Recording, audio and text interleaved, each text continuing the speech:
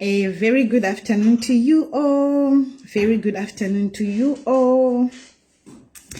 A very good afternoon to you all. Welcome to my Facebook live page. Today is Thursday, the 17th of October, 2024. Thursday, the 17th of October, 2024. And my name is Jim the Blessed. I would like again to start by apologizing to my international community for this week because I'm doing live videos in my native language. There is some issues that we are addressing and helping each other, but to help a lot of people, I need to communicate in Shona, which is my native language. So my international followers, apologies. Please forgive me for this week. We are ending tomorrow these native language videos. Moving forward, we'll be moving back and switching to English so that you can all hear me, so that you can all understand everyone. You can also understand me. So thank you so much. Maskwera sei kwese kwamuri vana veZimbabwe. Maskwera sei kwese kwamuri. Muzuva nhasi ndadzoka zvakare ndini wenyu. Mwanasikana weZimbabwe, mai mukanya vazere, mukadzi wamukanya chaiye. But nhasi ndoda kutanga nekutenda. Nditi chingondibatsirewo nekungotenda. Chekutanga ndiri kuuya neupdate yevana vakatorwa musi weSaturday kuJohannesburg. Ndichange ndichikupai brief history, but chekutanga ndoda kutanga nekuappreciate, because dzimwe nguva vanhu vanofunga kuti zvandinoita ndega chichichi. You saw me the other day ndaitenda ma administrators angu. I work with 7 administrators, my PA, but ndine vamwe vanhu vandinoshanda navo behind the scene kana ndichida certain unique advice yandisina. As you know, I'm a student lawyer, but I'm not a professional qualified advocate or a lawyer. I'm still studying law, and the law that I'm studying is commercial law. Yeah, yes, we touch a little bit of criminal and other law, but I did not specialize to be a lawyer, okay, like a qualified lawyer. I'm learning to be a lawyer, but not yet qualified, okay? So when it comes to certain issues, panotina advocate, varipano administrator advocate, anoshanda ari muno South Africa, she's an administrator pano pa page. Ndiye anondibatsira nezvemutemo, nezvelaw and everything in terms of compliance legally pano pa page oro dzimwe nyaya dzatinoshanda nadzo behind the scene tichibatsira vanhukadzi vanenge vaabuswa nevarume chichichi. Ndiye anondibatsira with advice behind the scene. And my second reference pano pa page, I always go to my brother Moreboys Munetsi. Vazhinji venyu muziva Moreboys Munetsi we Great Hope. I always go kuna Moreboys Munetsi we Great Hope for legal advice and legal guidance. So I just want to appreciate him this afternoon. He always takes my calls, he always takes my messages, like, hey bra, this is the situation I'm dealing with. I hope you are aware with irikuitika pa Facebook ndoita saying ndaka approach kwa zvakadai. Mr. Munetsi is always there to help me. He's always there to give me advice. He's always there to say Jini zvinodai zvinofamba zvakadai so unodai so. You can also verify na ningi odai. So we work very well together. We might not talk to each other very well, but I just want to say thank you so much to my brother Moreboys Munetsi for being the legal advice behind assisting me paninyaya dzandisingazive dzandisinganzwisise speciality yake. He's always willing to help. Munhu wekuti kana ndikati mukoma paita situation yakadai ndoda kubatsirwa nezvakati ini ndiri kuno Cape Town, imi muri kuJoburg, he always jumps in and help. So thank you so much my brother Moreboys Munetsi. And then ndoda kutenda zvakare chechi yehwisiri muno South Africa havakwanisa havo kuzviona pano pa page, but I feel like we need to acknowledge them. I don't know the right approach. Maybe the consulate of Zimbabwe needs to send a letter appreciating and thanking the church Methodist muno muenera, but vanoda kutendwa zvemhando yepamusoro. Ndinova appreciate zvakare. Ndatenda Gweta redu repano pa page. Thank you so much ma'am for always being there, advocate, for always helping me, guiding me, advising me, running around, checking, kuenda kuma courts and all that pani dzinoda kufambirwa pano pa page. Thank you very much advocate vandinoshanda nawo pano pa page, administrator wangu. Thank you. I greatly appreciate you. Last but not least, nditenderei kutenda murume wangu. Andite, ndoda kutora mukana uno kutenda murume wangu nekuti anonditendera kuita basa randinoita nemhuri yangu. Dzimwe nguva it's difficult to be me, especially kana paine nyaya dzinechekuita nevana. You don't know me. This woman that you see can go crazy out behind the scene. Ndinotota pererwa zvekudaro, like kutoita stress zvekudaro. Saka ndinoda kutenda murume wangu anonditendera kuita basa randinoita. Sometimes basa rangu rinodrega kusvika usiku, like nhasi ndatadza kurara nedzimwe nguva nebasa randinoita. Anonditendera kushandisa mari yedu yemumba kubatsira vanhu vanenge vari in need. Kungotaura kuti ndatotora mari ndaitisa zvakati iyi proof pane munhu akaita akati. Dzimwe nguva nyaya dzacho anenge asingatodzizive, like nezuro. And he is also my advisor, he is also my manager, he is also the person behind everything that I do. So ndoda kungoti thank you so much Mkanya for giving me the permission and the platform. Ndinoshanda nevanhu vechirume, ndinoshanda nevanhu vechikadzi, ndinoshanda nevanhu vanotyisa vemhando dzakasiyana, asi ndinotenderwa kushanda. Saka dzimwe nguva vanhukadzi hatione kukosha kwebasa rinoitwa revarume vedu rekutitendera kuita mabasa akasiyana atinoita. Even kuva pano papeji, kana uine murume anokutendera uri married sezvandakaita, uchitenderwa kuita basa randinoita, murume wako anoda kutendwa pajekerere pakazara vanhu. Even uchimutenda behind the scene, zvakakosha kupota tichitenda varume vedu nemvumo yavanotipa. So I just want to thank my husband for allowing me to do the work, allowing me to use our tight, dzimwe nguva tinoomerwa, dzimwe nguva tinenge takatsva zvekutsva zviye, dzimwe nguva mumba munombosara 200 rands kana 100 rands. Mukadzi uno anopa zvinorwadza. Murume wangu anongoti, if that's how you feel, but uona situation iri paground, but ndinenge ndatoendesa mari. Mwari vakandisika sei, that's who I am. Ndotosara ndisina, ndototanga kumunetsa nestress yekuti mumba hamusisina mari ndodii, so some decisions andinoita anorwadza, but ndoda kungotenda murume wangu zvemhando yepamusoro. Now let's move to the update yevana. Anditi so nyaya yakaitika hama dzangu after ndatenda vanhu vakandikoshera muzuva ranhasi. Ndibatsirewo kungovatenda nekungokanda malove nemalikes. It's a sign of appreciation and respect kwavari vakandikoshera. Kutenda hanzi kusatenda uroi, ina handiroye, saka ndinototenda. So now let's move to the update. Vamwe might not know kuti chii chakaitika. So zvakaitika musi weSaturday pane nzvimbo iri kuSoweto kuJohannesburg pachechi yehwisiri kuSoweto. Saka pachechi yehwisiri iyi panochengetwa, pane pekugara, maflats akavakwa pachechi yehwisiri iyoyo kuSoweto. Ndingakupe hangu exact details but ndinotode location kuti unosvika sei. Saka pachechi yehwisiri apa panogara vana vekumusha vakasiyana. Nditi especially vekumusha kwedu kuZimbabwe vachichengetwa ipapo nekuti havana mari dzekubhadhara, mari dzemarenti, vamwe havashande dzimwe nguva vanotosapotwa nezvekudya zvakadaro. Munoziva kana muchichengetwa muchipiwa pekugara nezvekudya. Saka panzvimbo apa hanzi pari kunetsa nekuti vanhu vemuno vakudawo kugara panzvimbo ipapo. Saka ivo vana vekumusha vandakataura navo vari kuti tiri kurufremerwa nyaya nevanhu vemunomu. Havachade kuti tigare pachechi yehwisiri iyi mugariro wavari kuita. Saka hanzi vari kutirongera nyaya. Saka hanzi ndo vari kufonera kumapurisa, vari kufonera kupi vachitaura kuti pano apa pari kugara makwirikwiri aya, pari kutengeswa zvidhakwa nezvinoputwa. Handi munozviziva zvisingatenderwe pamutemo zviye zvidhakwa, kwete zvidhakwa zvevanhu but zvidhakiswa zvinoshandiswa nevanhu zvisingatenderwe pamutemo zviye. Saka hanzi ndo mhosva yanga ichifonerwa ichitaurwa kunzi vana vekumusha ava vari kuita sei, vari kutengesa zvidhakwa pachechi yehwisiri, vari kushandisa chechi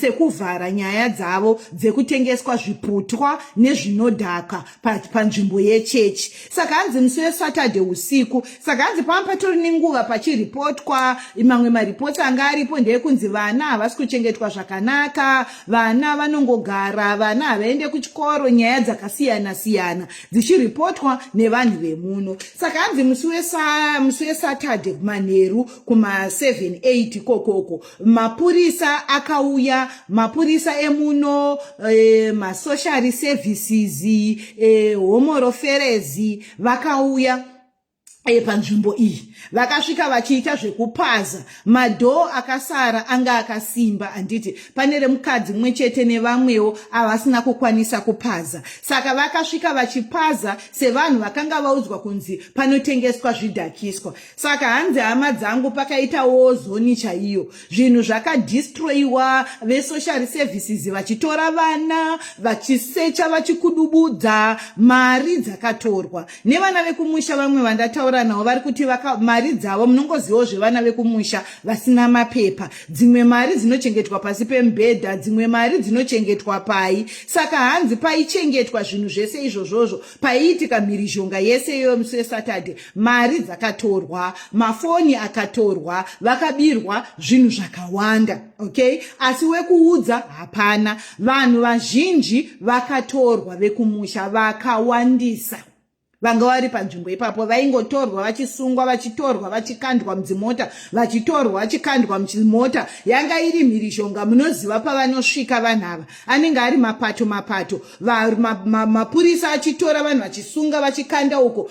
Munenge muchingotorwa mese makasangana, varume vakadzi muchikandwa uko, vana vachitorwa neve-social service vachikandwa uko. Hakuna kuti mwana wangu kana kuti chii. Ve-social service vanenge vachingotora vana vadiki, vachitora vana vadiki, vachitora vana vadiki, vachitora vana vadiki, vakuru vese vachiiswa mabhanduru vachikandwa uko. Saka ndo zvakaitika panzvimbo iyi, pakereke iyi musi weSaturday kuSoweto. Zvadaro vakutaura nyaya ava ndo vamwe vevakange vari kumabasa vachishanda, handiti. Saka vana vakatorwa, vakanga vasara vachichengetwa nevanochengeta vana ipapo, vanga vari kumabasa, vabereki vakasara vakutaura nyaya idzi. Vatorwa kudaro nemhirizhonga yese yakaitika, vabereki vakabva vaendeswa kumajeri, vana vadiki vese ndobva vaendeswa kunonzi kuhorota sisuru social services. Okay? Saka vana vese nhasi taudzwa kunzi vari kupi. Vana vese vakaendeswa kunonzi kuhorota sisuru services. Nezuro zuva rodoka, nezuro masikati, vakauya ve-social services ivavo vakati tiri kuda mauniform ese evana, vana vatange kuenda kuchikoro, tiri kuda mabhuku evana, vana vatange kuenda kuchikoro. Saka vabereki zvimwe zvakapadzwa, zvimwe zvakadii, asi zvimwe zvinhu zvevana zvakaenda, vane mauniform evana, mabhuku evana akatorwa ese akaendeswa. Saka pachechi ipapo veyehwisiri seita vatenda vane macaretaker avo ndo vari kubatsira zvakare kufambira nyaya idzi. Inini ndakapindira nekumekashiwa kuti ndapiwa stana welazi ghostiri rakaoma vedu rinonzi welazi amene rinongonditi mukadzi waro zvakaoma vedu ndi ghostiri rine crush neni singatomboite zvekudaro. So ndapiwa 1 star. Welazi ungati uri kuda baby shuwa womukandira 1 star ita mushe.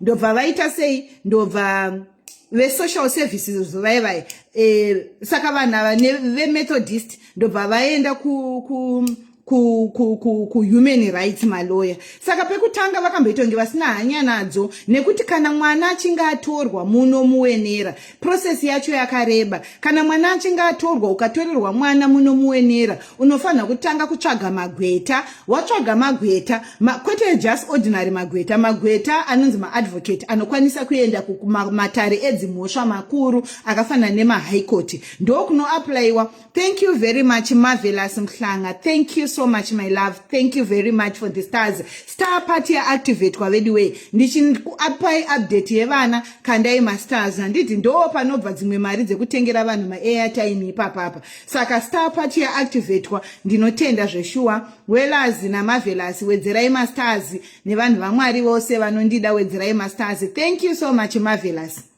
wedzerai masters hama dzangu. So kana mwana achinge atorwa, kune vese vana vemuZimbabwe ndoda kuti muzive mutemo unonzi Child Protection Services or Child Law muno muSouth Africa. Mutemo iwoyo wakaoma zvisingaite.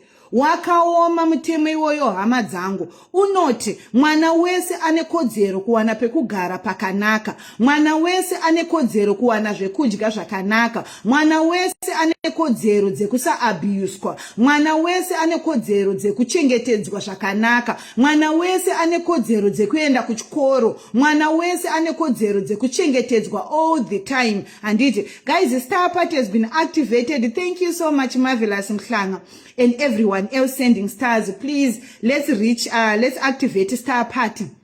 So kodzero idzodzo dzakakosha, zvichireva kuti iwe mwana weZimbabwe uri muno muwenera hautenderwe kusiya mwana ari below 18 years ari ega pamba. Hautenderwe kana uchigara munyika inowenera, number 1. Number 2, hautenderwe kurova mwana kana uchigara muno munyika yewenera, zviri pamutemo. Mwana haarohwe, okay? Ndine brother yangu inini muno South Africa akatorerwa mwana zvamuchose nesocial services nenyaya yekurova mwana. Akarova mwana, angaba mota, angaba Land Rover mota, mumwe musi akaba mudhudhudhu, ndobva arova mwana ndobva aenda kuchikoro nemaki, mwana akatotorwa zvamuchose. We tried everything, mwana akaenda. Okay, nekuti baba vakabatwa nemhosva, brother yangu akabatwa nemhosva yekurova mwana, ende zvesho akarova mwana nehasha semwana anga akuba mota, mwana ari kuprimary school. Mwana akatotorwa, atorwa kudaro mwana iyeye nehurumende unobhadhariswa maintenance every month inoenda kuvanhu vanenge vachichengeta mwana. Saka ngatipabatisisei vana vekuZimbabwe. Ndinoziva kuti tinoti mwana ndiwangu, asi kana uchigara muno inyika ukarova mwana zvikabatwa haumuwane. Mwana haasiwe ari ega, mwana haanyimwe chikafu kana kupanishwa nechikafu, mwana haendeswe kuchikoro asina chikafu, mwana haanyimwe hembe dzekupfeka, nyangwe munetsana sei ana baba naamai, mwana haanyimwe hembe dzekupfeka. Thank you so much, Marvelous, and everyone sending stars. Let's activate star party. Tasarwa ndofunga ne 300 stars or 400 stars kuti ti activate star party. Thank you so much. Let's activate star party, guys. So tikaziva kodzero idzodzi vana vekumusha, kana uri kugara muwenera kwakasiyana nekumusha, muno mune mutemo wekuti mwana akangonotaura kuchikoro kuti ndakarohwa kana kuti akataura kuti ndakadii, unotorerwa mwana haumuwane. Inini brother yangu akagara mujeri akatozoburitswa nemaloya, up to now achiri kuenda kukoti. Zvakazongoitika ndezvekuti mwana iyeye nemusikanzwa yake akazosvika pakuzviuraya. Okay, mwana azosvika pakuzviuraya asiri mumaoko ebrother yangu. Ndo I think kesi yacho yakazopera nekuti mwana afa, but that's the case. Haiperi, and unotopinda mujeri wotorerwa mwana.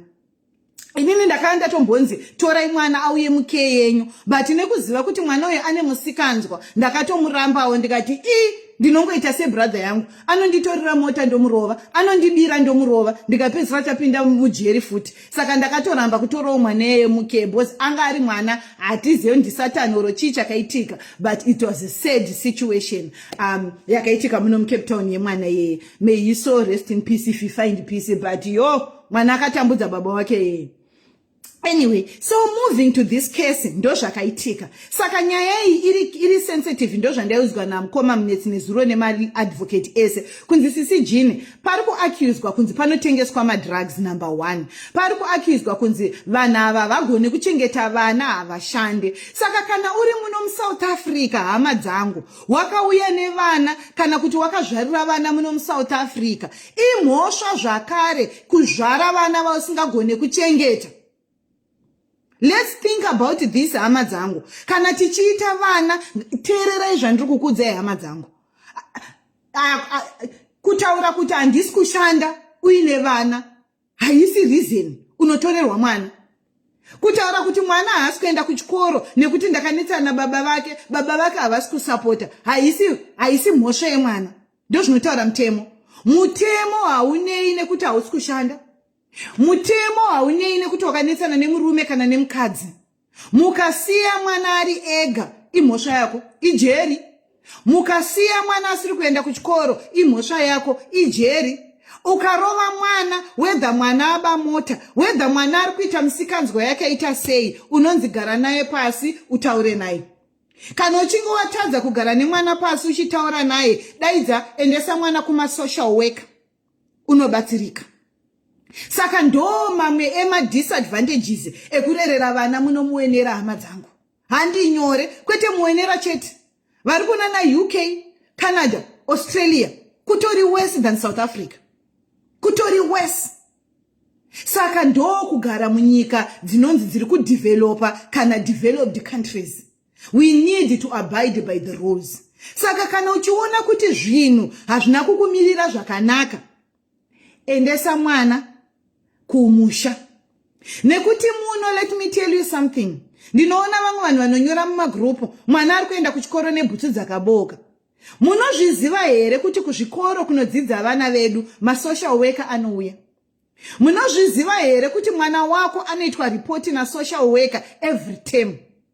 Vana venyu vanogona kunge vasiri kukuudzai, asi vana vari kudzidza muno muSouth Africa, kana mukavabvunza vana venyu, vanokuudzai kuti kuchikoro kunoya masocial workers. Kuchikoro kunoya vanhu vanocheka mazino emwana, oral health yemwana. Kuchikoro zvese, whether government or primary muno muSouth Africa, wese kugovernment kutori worse than kuprivate yemuno muSouth Africa. Social services are there. Oral health is there. Vanocheka maziso yemwana is there. Vanocheka welfare yemwana is there. Vana vedu vanotorwa vachibvunzwa kuchikoro vari kumaklasi, kumba kuri sei, kuri right. Because teacher anenge achipa report, mwana uyu auye nelunch kuchikoro, mwana uyu auye nechikafu kuchikoro, mwana uyu anouya netsvina kuchikoro.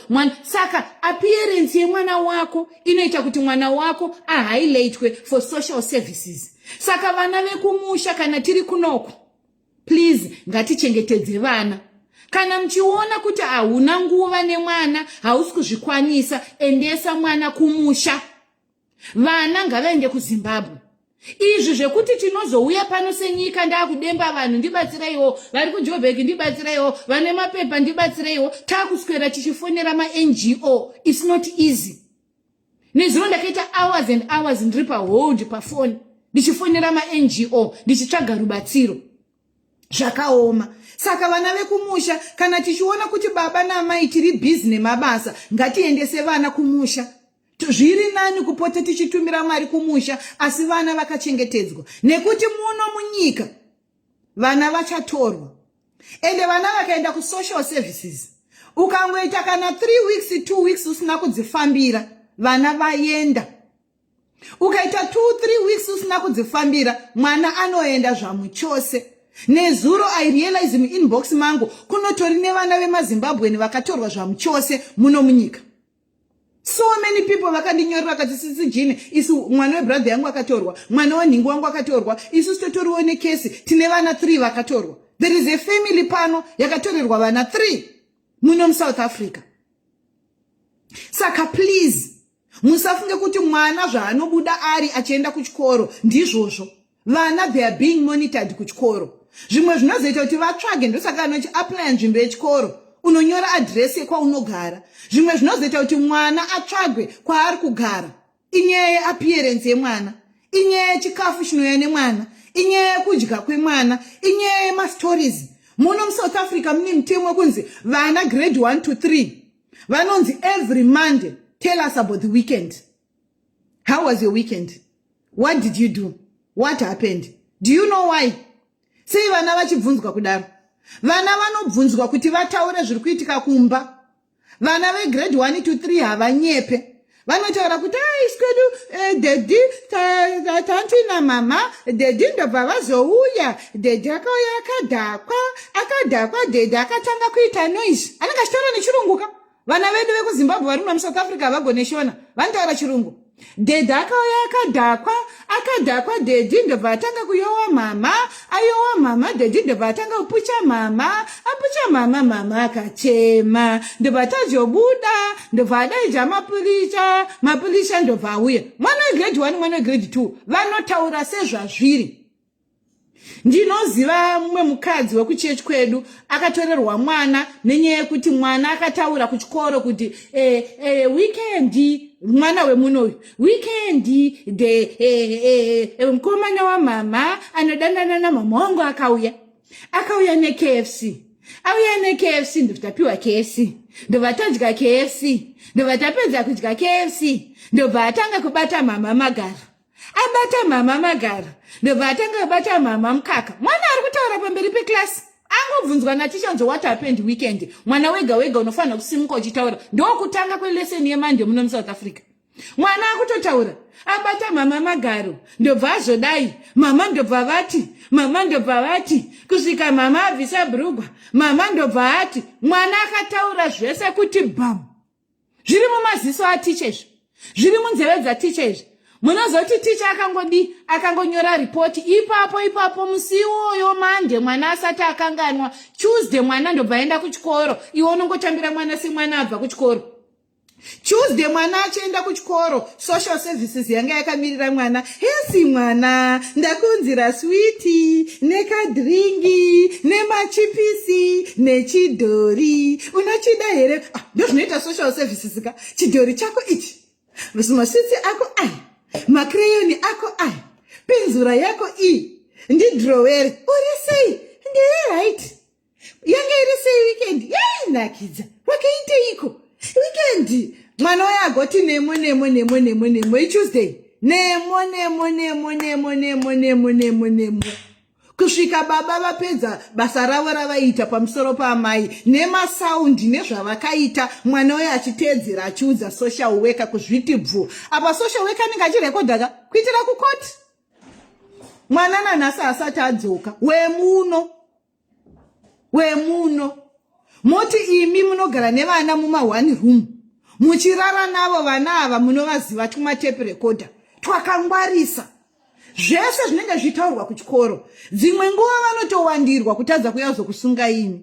Dzimwe nguva maticha acho ndo asina hanya, asi ukasanganidzana naticha ane hanya mwana anoenda. Nekuti kuonekwa baba naamai muchiita zvisina basa izvozvo nemwana kusvika mwana akuzvinareta kudaro imhosva.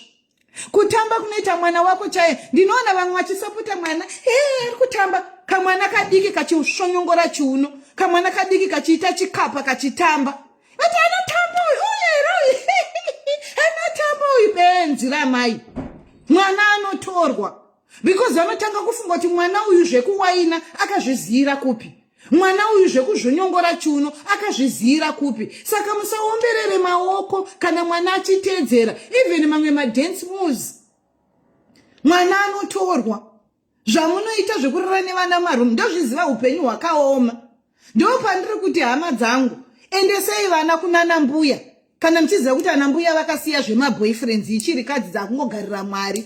Endesei vana kuvanhu vanotya Mwari. Vana vachengetedzwe, vana vasabiwe, vana vasatorwe, nekuti vana vedu vanoripota. Saka according kumutemo wekunoko, mutemo uri very stubborn. Nesaka mchinzwa in legal terms they say like what know the law with Lennon Ruizi. The law is unfortunately stubborn.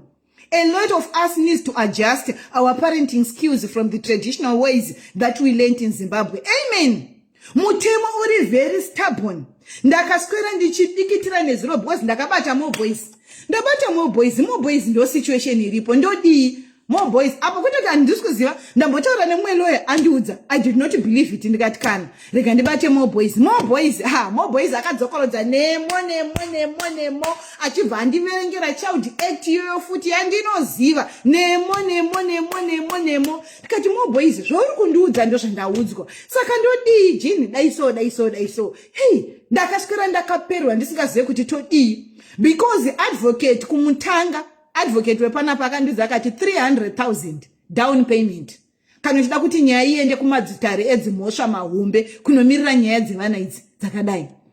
Luckily tinotenda Mwari ndosaka manidzwa ndichitenda chechi yehwisiri nekuti ndo vapusha advocate wepanapa ndinovatenda nekuti vapushawo zvakare kumagweta emuno muwenera ari kujoni ehuman rights kuti nyaya iyi iwane rukosheso.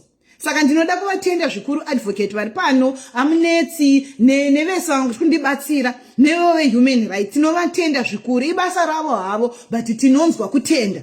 Saka izvozvi mamiriro akaita situation yevana ava Vana ava sekutaura kwandaita nhasi kuti vatorerwa mauniform, mabhuku ava akatorwa kuvabereki, zvichireva kuti nhasi vana ava vatanga kuenda kuchikoro. Vabereki havasi kubvumidzwa kuona vape vana ava, vabereki havana access nevana ava kusvika nyaya yenda kumadzitare edzimhosva. Kuoma kwakaita nyaya, hama dzangu vana veZimbabwe, zvandoda kuti munzwisise. Kana mwana achinge atorwa neve social services muno muwenera, kana kuti anyway, zvakaoma pakuti iwe semubereki ukatorerwa mwana, unenge wakufanirwa kuenda kumadzitare edzimhosva uchinosungisa chekutanga hurumende, chechipiri minista wemapurisa, chechitatu minista wehome affairs, chechina minista wesocial services, chechishanu minista wechifuti. Kune 5 mabato ehurumende aunofanirwa kusuwa iwewe. Mapato aya ehurumende zvandaiudzwa naMunetsi nezuro, imwe case example yavaindipa, vakati vane makesi akawanda aluziwa evana ava. Saka ukaluza kesi iyi yevana, uchabhadhara lawyer wehurumende, uchabhadhara lawyer minister of police, uchabhadhara lawyer minister of home affairs, uchabhadhara lawyer minister of social services, uchabhadhara lawyer remunhu wese, uneiwa nepi mari? Andiri mukona. Saka magweta mazhinji havadi kupindira nyaya dzine chekuita nevana. Because ukaona wotorerwa mwana, vanenge vaine umbowo hwavagadha hwakawanda. Saka apa hama dzangu, takungonamata kuti vana vadzoke.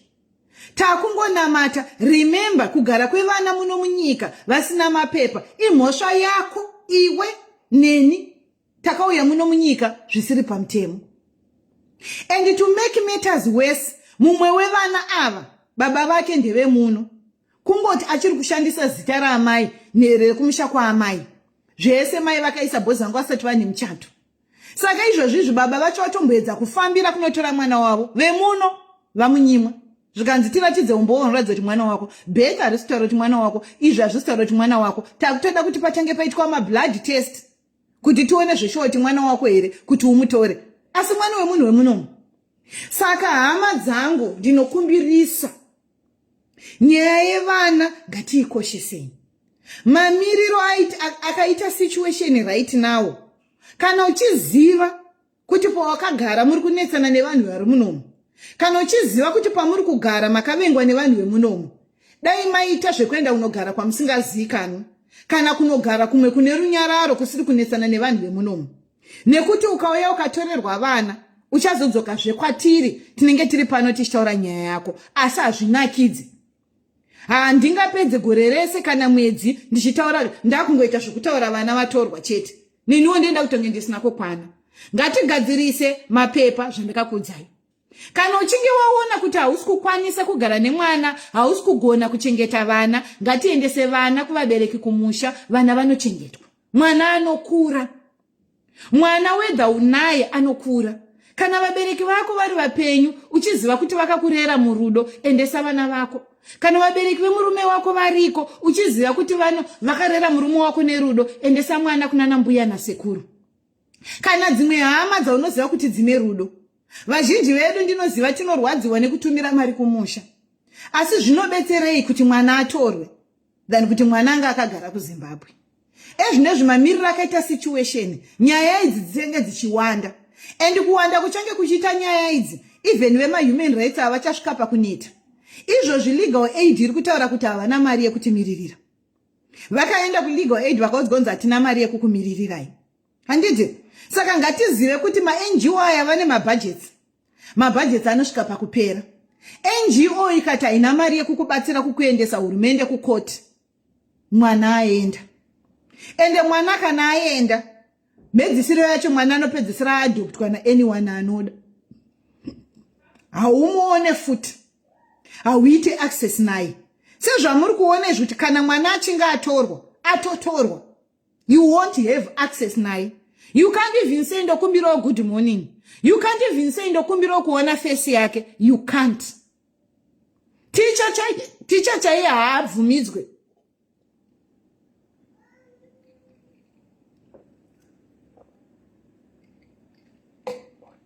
ticha chaiye haatenderwe kutaura newe maringe nezvemwana wako. Apa mwana paanenge atorwa kudaro anenge achibvunzurudzwa. Saka unodyei? Saka ukabva kuchikoro unochengetwa nani? Saka mama unoona nguvai. Handi muri kuona zvese izvi zviri kubvunzurudzwa mwana idzi umbo huchashandiswa against maloya yamangwana. Saka nyaya iri kuenda kukoti mangwana. Isu sevana veZimbabwe dai tanamata kuti vana havadzoke. Asi umbo zvataurwa nevana ava vasina vabereki vavo zvichashandiswa zvakare mumatare edzimhosva against chi maloya ari kumiririra vabereki kuti vana vadzoke. Saka vana ava vakataura kuti like mumwe mubereki uyu hanzi ndinoshandira muEthiopian CCG ndinoshanda 7 days a week. Saka mwana uyu akataura kuti mama vanoenda kubasa every day. Munofunga kuti mwana anoya? Mwana akataura kuti ndinogara namama daddy hameno kwavanogara. Saka mama vanoenda kubasa every day. Mwana uyu anoya? Already patori neumbo hwakasimba against vabereka hwekunzi vanochengetwa. Havana kupawo pekugara. Vanhu vari kutochengetwa. Haugone kuzvichengeta iwewe semunhu mukuru, mwana unomuchengeta sei? Haugone kuzvitengera chikafu iwewe semunhu mukuru, mwana unomupei? Ati muri kuona kuoma kwakaita kesi yakaoma hama dzangu zvekuti tiri kungonamata kuti dai Mwari vapindira nekuti pakaipa. Ndo chimwe chikumbiro chandinacho kune maZimbabweans vari kugara kunzvimbo dzeuteziri, kune maZimbabweans vari kugara kunzvimbo dzeupoteri. Siyai nyaya dzekuchengetwa. Ndavaudza vese kuti zviri nani muende kunogara mumikuku. Nesuwo tese patakasvika muno munyika takaenda kunogara mumukuku. Zviri nani ugare mumukuku wako uchibhadhara 500. Zviri nani uchizvichengeta, uchidya sadza rako necabbage, uchidya sadza rako nemufushwa usina mafuta. Zviri nani pane kugara pano paunochengetwa uchipiwa chikafu. Saka kesi yakasimba zvisingaite. Matarisiro yandakaiita nematarisiro yakaitwa nemunhu wese. Takungomirira kuona kuti maloya aya achamirizikawo sei kuti vana vadzoke.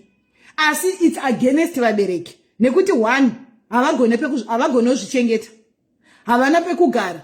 Vari kutochengetwawo nechechi. Havana mapepa. Vana havana mapepa. Vanopiwa chikafu. Havagone kuzvitengera chikafu. Outlook yevana handizive kuti yakamira sei. Vana handizive kuti vataura kuti chii. Vane nguva nevana here kana kuti havana. Saka chimwe chinhu chinogona kuti utorerwe vana, especially vari kudiaspora, garai muchizviziva. Zvikaonekwa kunzi hauna nguva nevana, you don't have time to spend with your kids uchitandanidzana nemashifts. Mwana anoenda. As a parent, it's your responsibility to spend time and spend time with your children. It's not just about working and providing. Vana vedu, they need us. Vana vedu, they need our love and care. So, ndo situation iripo. Saka nyaya iyi iri kuenda kumakoti mangwana edzimhosva human rights vari kudzifambira.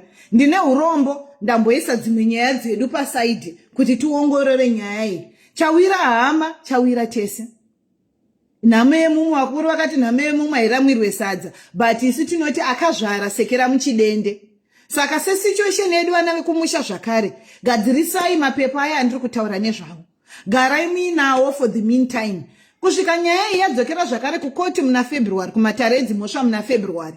Wanikwa uine chipepa chako, gara uine chipepa chako, ibvai munzvimbo dzekuchengetwa idzi. Nekuti muri kutokosta, you are easy target. Izvozvi regai ndikudze imwe nyaya iripo. Kutori nevanhu vakawanda vakatorwa musi weSaturday vari muchitokisi izvozvi. Vamwe vakaburitswa vakabhadhara ma2000 rands vakaburitswa. Vese vakabhadhara ma2000 rands vakaburitswa. Asi kune vazhinji vakatorwa musi weSaturday vakatadza kubhadhara ma2000 rands vasitorina vakavharirwa izvozvi. Zvatiri kutaura hapana, anovateera hapana, kuri kudiwa mari. Saka mapurisa acho anotonyoresa, munoziva corruption iri munhu. Ari kutonyoresa 2000 rands ndokuburitsa. Usina 2000 rands unofiramo, uri kuenda kukoti. Saka vari kutotorawo advantage yesituation iripo. Saka vazhinji vane mari dzavo vakabuda. Asi vamwe vevabereki vevana ava vachiri mukoti. Vachiri mujeri. Saka munofunga kuti vana vanobuda. Vanonzi vanobuda vachienda kunani. Nezuro vamwe vacho vakatozopwanya dzimba kuti vakwanise kutora mauniform nemabhuku evana. Baba namai vakasungwa, vakavharirwa. Handi muri kuona zvimwe zvezvinhu zvandogara ndichitaura panapa. Share video, ngatitenderere, ngatibatsirane. Hanzi my brother abatwa nhasi naMonica Sibanda. My brother abatwa nhasi ndangoendesa bepa riya sisi jini. Hanzi koti mangwana anobuda. Mangwana usatomboregedza kuenda kukoti. Wonoburitsa futi bepa rake. Nekuti ukapa muno mapurisi emuno vanogona kuribvarura votadza kuripresenta. Dai maitisa kopi mangwana uya akasungwa moendesa bepa riya. Anobuda. Chero ukasungwa ndozvandaikudzai kuti itisa kopi yaunogara nayo, itisa kopi yekupa hama kuitira ukabatwa hama dzinokutevera. So hama dzangu, this is the update iripo.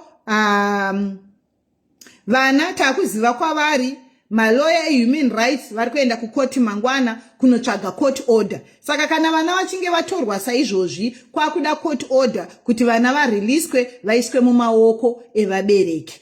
Saka mapepa evana, vana vane mabhethi ese, makadhi avo emune kuchipatara zvaenda kuzvine maloya. Saka vana tine tarisiro yekuti court order ikabuda vana vanouya. Saka mangwana ndichange ndichikupai update zvakare yekuti situation yevana vedu yakamira sei. Asi tinenge tichionesana zvakare sevabereki vari kugara muno muSouth Africa, ngatifunge about our actions, our parenting ways nemagariro emuno muwenera.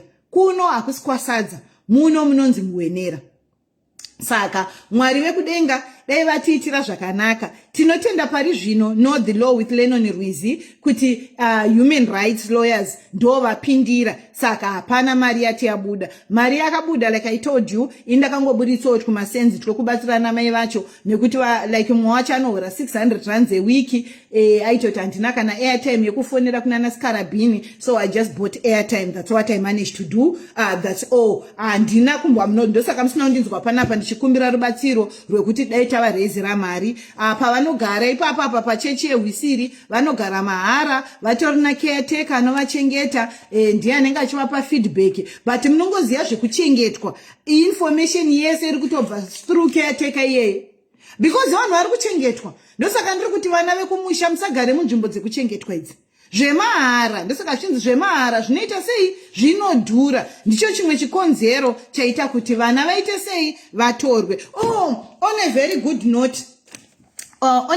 note, kana uri caregiver wakakonsulta neni uchida zveUK, ndibate kuWhatsApp anditi caregiver akaita consultation neni ari kuda zvekuenda kuUK ndibate zvakare. Kana wakakonsulta neni anditi ndati caregiver akakonsulta neni ndibate UK, ndibate kuinbox kwangu anditi caregiver akakonsulta neni asati awana chimuko, ane mapepa ari valid.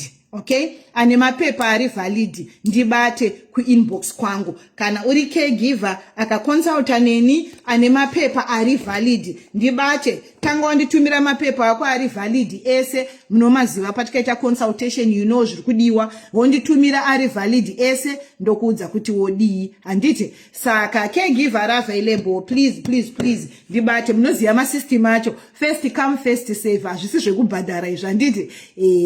Mwari vekudenga vachitipfudza mbera handiti. I love you so much guys.